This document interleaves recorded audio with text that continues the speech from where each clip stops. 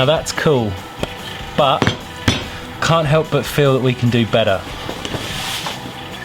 Right, so now I've textured this bowl. I'm really not happy with how the inside has come out. It's just not very smooth. So I've just sharpened up all my turning tools with the plant stand or platter, whatever we're going to call it, I don't really know just yet, back on the mounting plate.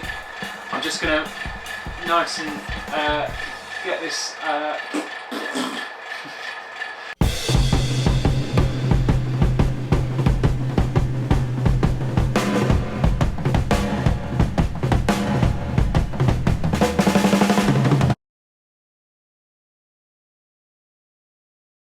Right, so we've now got our 3 platters, plant stand, plates, whatever you want to call them, turned.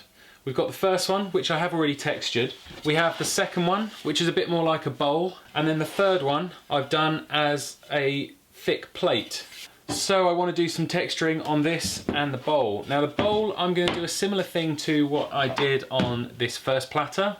So I'm going to texture right from the stand all the way around the side and up to the top. And then on the platter, we're going to try, I'll try and rig it up somehow that we can use something to just put a line going around the center, or like a texture that goes in a line around the center of the rim of this plate.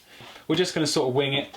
I have got out my 8220 purely for the cordless thing. I just really like it. So at the moment I've got this circular or ball engraver.